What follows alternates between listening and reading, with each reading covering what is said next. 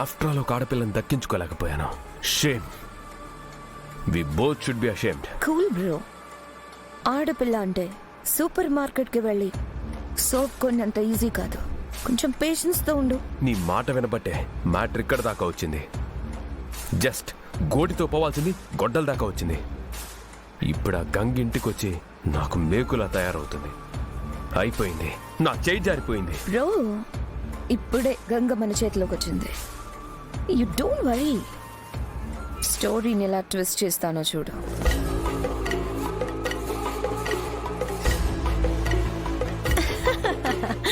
Yes, Gopi. What can I doing for you? Aunt. Okay. Not correct.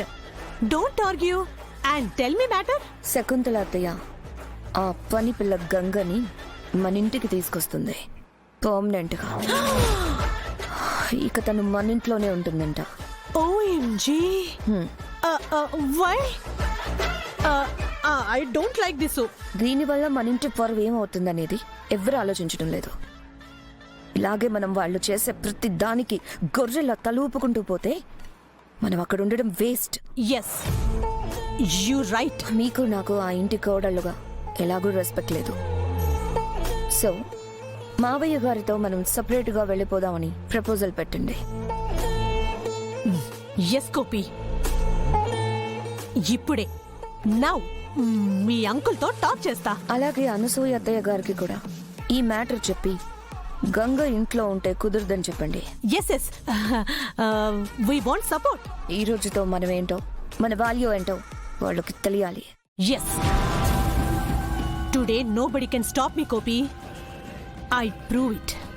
I will show my inside ఇందు. You come fast.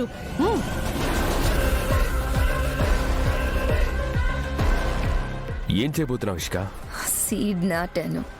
దాని power ఎలా ఉంటుందో ముందు ముందు నీకే తెలుస్తుంది బ్రో. దీనివల్ల నాకేంటి యూస్? యూజ్ లేకుండా నేనేది చేయను బ్రో. Wait and see. నేనేదో ఒక ఆడపిల్ల మ్యాటర్లో ఆశపడితే ఇదేంటి దాన్ని అడ్వాంటేజ్ గా తీసుకొని ఏదేదో ప్లాన్ చేసి ఫ్యామిలీని సపరేట్ చేయాలనుకుంటుంది. పిచ్చిది. ఈ ఫ్యామిలీ మొత్తాన్ని కలిపి తగలబెట్టేది నేనని తెలియక పాపం. బ్రోని అడ్డు పెట్టుకుని ఫ్యామిలీ మొత్తాన్ని నా కంట్రోల్లోకి తెచ్చుకోవాలి.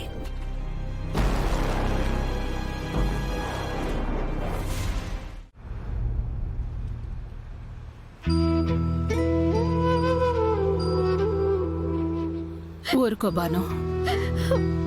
ఎక్కడున్నా మీ అమ్మని తీసుకొచ్చే బాధ్యత మాది. బాధపడకు, ఊరుకో. మా అమ్మ నన్ను వదిలి వెళ్ళిపోతుందని నేనెప్పుడు ఊహించలేదు. నన్ను వదిలి వెళ్ళిపోవాలని నీకు ఎలా అనిపించిందమ్మా?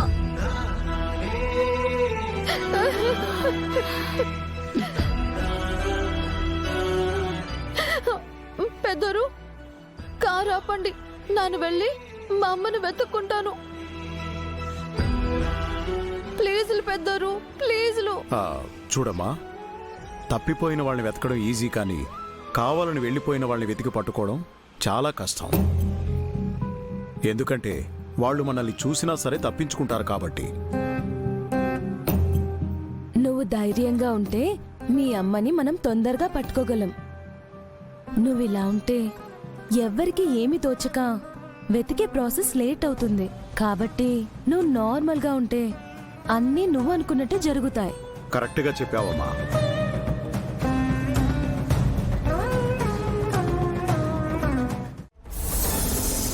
ఏమైంది ఇందుమతి?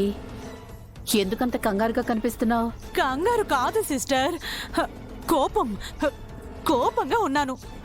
శకుంతల సిస్టర్ గంగ పెళ్లికి వెళ్లారు కదా. అవును. అక్కడ మ్యారేజ్ లో చాలా పెద్ద గందరగోళం జరిగిందంట. ఆ గంగ పెళ్లి స్టాప్ అయిపోయిందంట.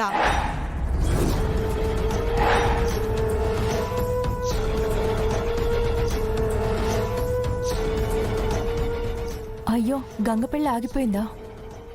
So sad. అసలు ఏం జరిగింది? ఇప్పుడు మనం బాధపడాల్సింది గంగ మ్యారేజ్ స్టాప్ అయిందని కాదు. అసలు విషయం ఏంటంటే శకుంతల సిస్టర్ గంగని మనింటికి తీసుకొస్తుందంట.